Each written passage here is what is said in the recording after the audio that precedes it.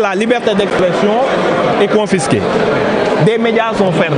des chaînes, des signaux de TV coupés et des journalistes emprisonnés. Ici, on se met en grève parce qu'on refuse de payer l'impôt. C'est une nouveauté. Si tous les secteurs faisaient pareil, si tous les secteurs faisaient pareil,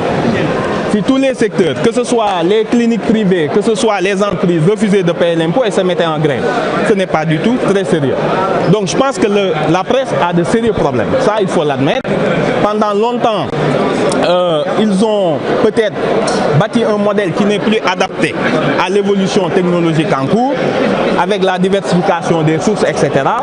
Je pense qu'il faut bâtir un nouveau modèle qui peut garantir la pérennité du financement de la presse. Mais pas de cette façon, où il y a des conventions de complaisance, où il y a une politisation de beaucoup de maisons de presse. Il y a les chefs, les patrons de presse. On ne sait même pas d'ailleurs si c'est les journalistes ou les patrons de presse qui sont en grève. Parce que quand même c'est curieux cette situation où les patrons de presse, qui sont pour la plupart des milliardaires, hein, il faut le dire, se mettent en grève pour ne pas avoir reversé les cotisations sociales dues à leurs salariés, qui sont les journalistes. Donc c'est une situation assez ubuesque, mais en tout cas nous sommes en mesure, nous sommes un peu fiers dans la mesure où cette presse n'a pas été bâillonnée, n'est pas sortie en grève parce que ses droits auraient été confisqués. Mais pour ce fondement-là, nous disons que, en tout cas, le Sénégal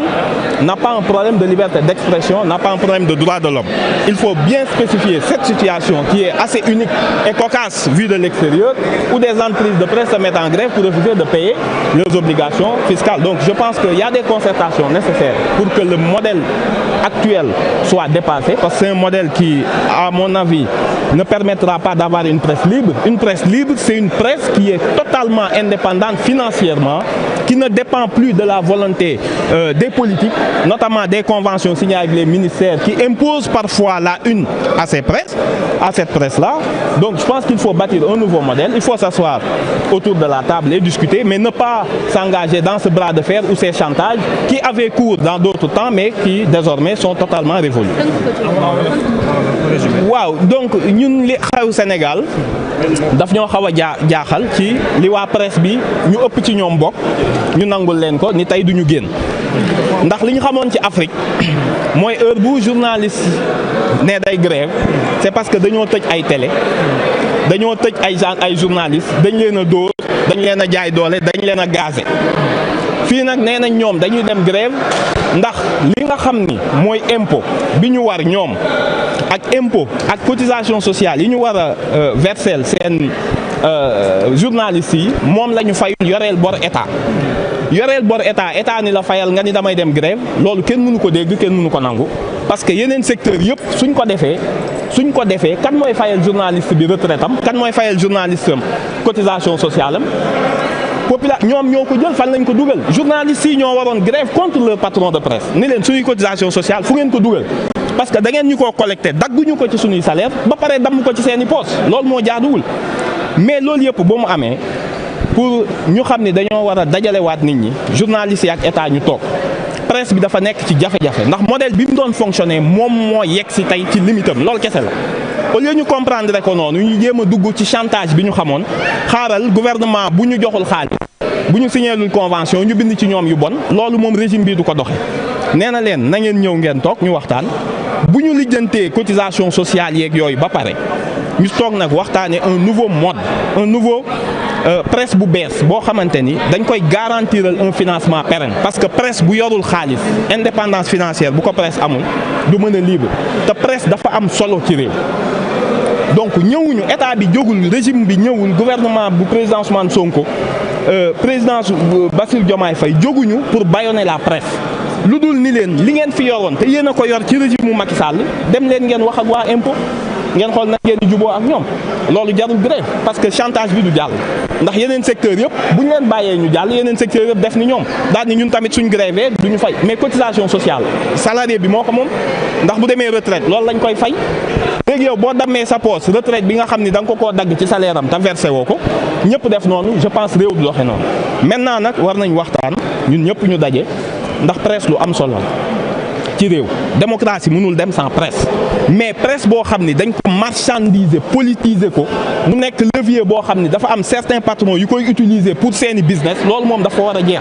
parce que journaliste bi bu libreul indépendant financière bu ko amul groupe de presse yi suñu amul modèle bu bees boo xam ni ci la ñuy fonctionner mais ils vont dépendre toujours des turpitudes des politiques te loolu baaxul ci presse bi baaxul ci image du presse baaxul ci démocratie donc foofu lañ toll mais ñu ngi ñaan ñu dajaloo ñoom ñëpp ñu waxtaan et je pense que suñ ci génnee chantage bi patron yi di def jàpp ma ni journaliste benn boo xam ne dafa ni dañ maa xañ ma wax amu fi benn bi ñu fi régime bi ñëwee ba léegi déggaguñ benn journaliste bu ñu emprisonné déggaguñ benn maison de presse bu ñu tëj juguñu journal boo xam ne nangu nañ ko wala ñu tëj ko loolu moom foog mu leer ci bopp nit ñi maintenant toog leen ngeen waxtaan ak état pour ñu def les états généraux de la presse wala les assises des médias ñu trouver parce que médias yi bari na kenn xamul kan mooy kan bis bu nekk nga gis titre bu bees titre bu génnee une semaine jaay benn nit pendant une semaine dootoo ko gisaat régulation boobu dafa am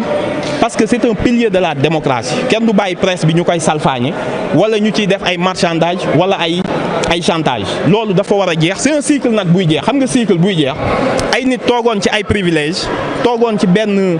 confort intellectuel et financier nga xëy suba dindi ko dañuy mer dinañ jóg mais dans l'absolu la liberté d'expression kenn laalu journaux yëpp kum neex lu la neex ngay wax kenn tereegu ko ci benn télé kenn tereegu ko ci benn journal. mais honorable waxtaan nga moom lañ bëgg ba ñaari yoon saisir nañ ko na président de la République pour recevoir leen ba léegi. recevoir ba mën ko am. xam nga recevoir na convention bi. xam nga état bi dafa am nu muy doxee y'a le ministre d'abord bi nga xam ni moom lañ dénk lool affaire bi régime yu njëkk yi li mu amoon mooy da ngay tëb ministre tëb premier ministre tëb ñëpp dem ci président mu régler la lépp nga demaat sa yoon ñoom loolu lañ xamoon état nag bii dafay am nu muy doxee nañ dem saisir ministre bi président kenn du ko forcer do man bu ma kon ku mu neex nga dem présidence déposer sa lettre ni ko da nga may recevoir par la force du noonu lay doxee y a pas une volonté bañ leen a recevoir wala benn mépris buñ ci am mais nañ ko def dans les règles de l'art ñoom li ñu xamoon logiciel bi ñu daan fonctionner avant suñu menacé gouvernement bi tordre ko le bras gouvernement bi cédé loolu lañ leen ni jeex na ñoom nag dafa am ci patron de presse yi loolu moo des ci seen bopp te loolu lañ ni leen duñ ko continuer mais le gouvernement est disposé à discuter parce que tey ku amul presse mënoo wax yaa ngi ci démocratie donc le gouvernement a intérêt à avoir une presse libre une presse boo xam ni fiabilité ak solidité financière am dootul dépendre ci désiderata politique dootul rek man da ngeen may neex bu ngeen bindee lu ma neex ma jox leen xaalis bu ngeen joxul cotisation sociale ma génneel leen amnistie tant que yéen a ngi ci li ma neex tant que yéen a ngi nekk bras armé d'un parti pour xeex ñeneen ak et cetera il faut ñu assainir loolu